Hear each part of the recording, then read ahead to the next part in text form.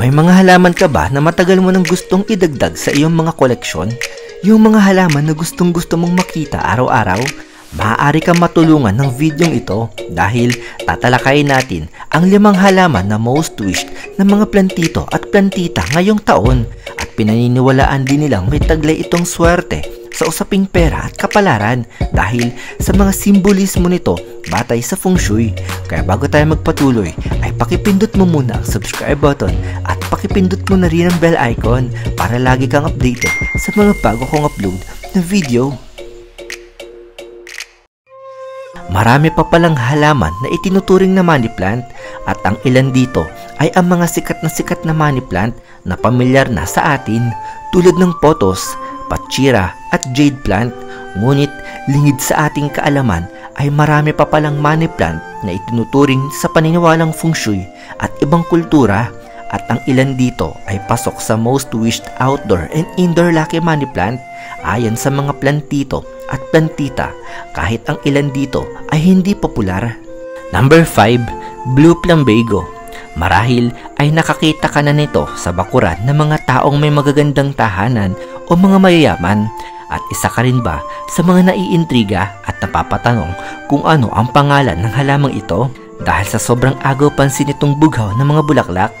Isa rin ito sa bunny attractor plant ayon sa feng shui dahil alinsunod sa feng shui na ina-amplify di umano nito o pinapalakas nito ang paghatak ng positive chi papasok sa ating tahanan.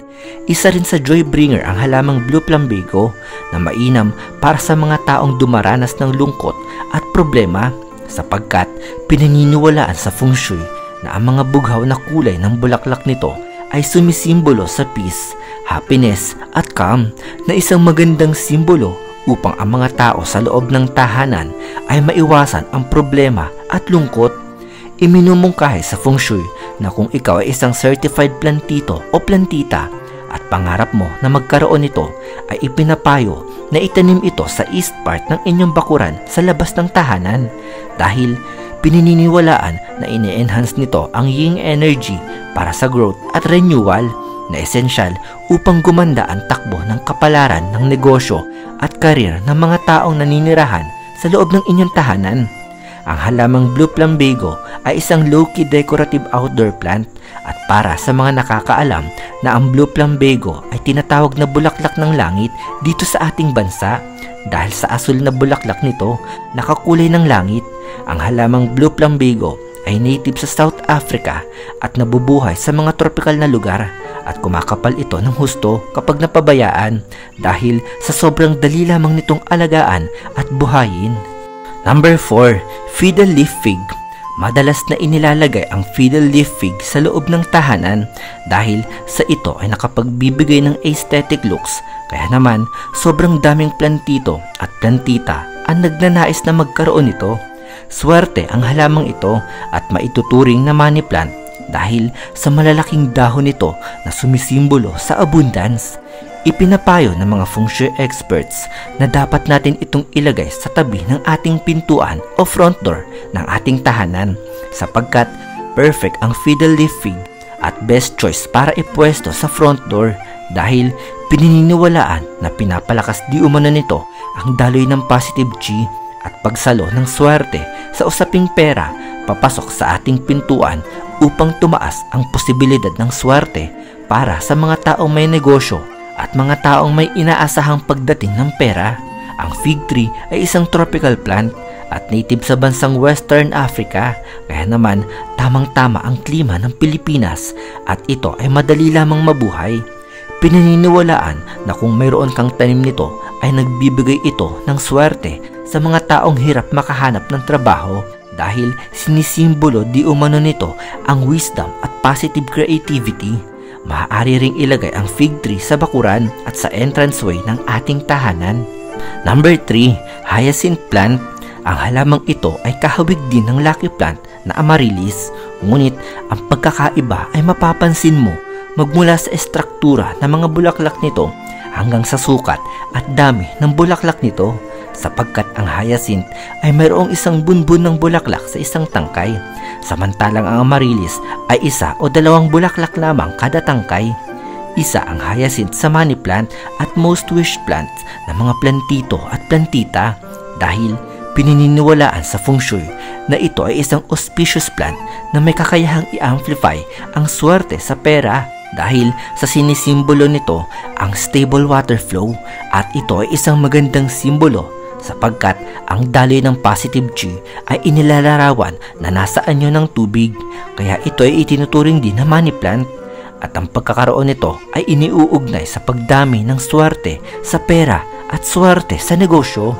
Bukod pa dyan ay mainam ang halamang hyacinth kung ikaw ay nakakaranas ng mga kababalaghan sa loob ng inyong tahanan dahil sinisimbolo di umano nito ang yang element o simbolo ng liwanag at ang mga makukulay nitong bulaklak ay nakapagtataboy ng mga bad vibes at negative entities sa loob at labas ng tahanan sapagkat ayon sa paniniwala na ayaw ng mga masasamang espiritu sa mga makukulay na bagay at may simbolismo ng liwanag, pininiwalaan din sa feng shui na ito ay isang lucky charm sa ating tahanan para sa usaping pag-ibig o love life sapagkat di umano ay kaya nitong ma-attract ang warm positivity na essential sa mga taong may love life at nabubuong relasyon.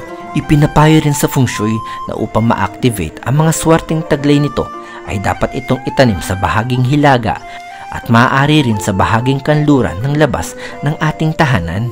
Number 2, Fittonia. Kabilang ang Fittonia as most wished money plant para sa mga plantito at plantita. Madali lamang itong mabuhay sapagkat ang halamang Fittonia ay isang tropical plant at angkop ang klima ng Pilipinas upang ito ay mabuhay.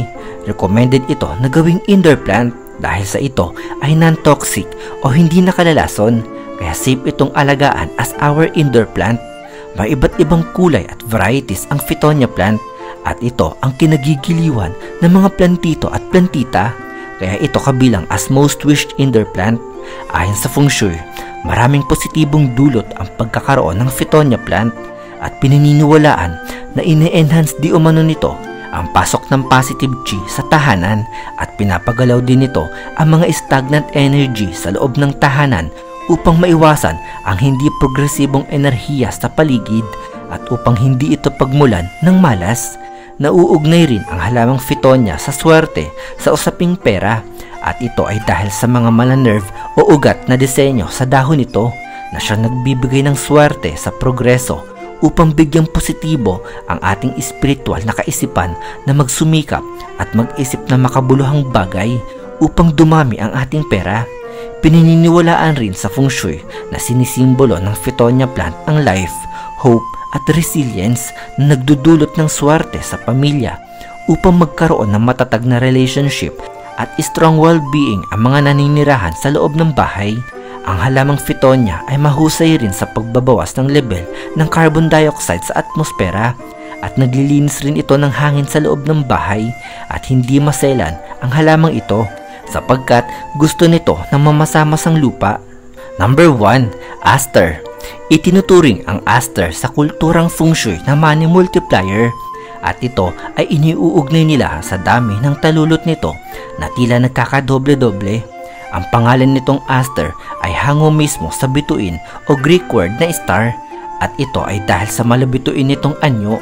Pininiwalaan na sobrang swerte ang aster sa usaping pera dahil ang bituin ay nangangahulugang pera at ito ay dahil sa bilyong-bilyong kumikinang na bituin na mayroon ang kalawakan. Dahilan para ihanay ito bilang money plant. Maraming plantito at plantita ang nais na magkaroon nito lalo na ang mga plantita sapagkat ayon sa mga pamahiin na ang bulaklak ng aster ay may taglay di umano na bigyan ng swerte ang mga babae o dilag upang makatagpo ng dalisay na pagtingin at matinong lalaki na kanilang iibigin at ang mga senyalis di umano nito ay ang pagkakaroon ng paglitaw ng aster flower na hawak ng isang lalaki sa kanilang panaginip sapagkat ang aster ay pinaniniwalaan ding simbolo ng pag-ibig at kabutihan dahilan kung bakit laging makikita at ginagamit ng aster flower sa mga kasal. Nabubuhay rin ang halamang aster sa ating bansa, partikular na sa bahagi ng Luzon at gustong-gusto nito ng warm and sunny areas kaya ipinapayo sa feng shui na kung gusto mo magkaroon nito ay ipinapayo na ipwesto ito sa bahaging hilaga upang hatakin nito ang swerte sa prosperidad at harmonya sa tahanan. Ang mga halaman na ating tinalakay bilang most wished money plants na mga plantito at plantita ay ayon sa mayamang kultura at pamahiin sa feng shui at iba pang mga paniniwala. Ang mga nabanggit ay pawang rekomendasyon lamang dahil sa ang mga ito ay pinaniniwala ang nagdudulot at nagtataglay ng swerte. Maaari itong sundin at maaari din namang hindi dahil malaya tayong sundin kung ano ang gusto nating gawin at ang mga payong ito ay hindi ipinipilit na isabuhay. Ang pag-aalaga ng mga halaman ay isang bagay na totoong nakapagbibigay ng saya sa ating buhay. Mas maluwat sa ating pakiramdam at mainam na isabuhay natin kung saan tayo komportable at masaya.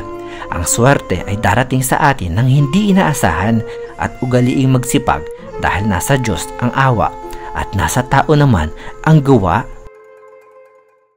Isang episode na naman ang natapos sa linggong ito. Hangad kong nabigyan kita ng mga ideyang makabuluhan. Kung ikaw ay may mga topic at katanungan na gusto mo mabigyan ng linaw, ay comment mo lamang yan at aking susubukang bigyang paliwanag ang iyong gusto maging paksa para sa susunod na episode ng Ideya PH. Kaya huwag kalimutang pindutin ang subscribe at pakipindot na rin ang bell icon para lagi kang updated sa mga bago kong upload na video.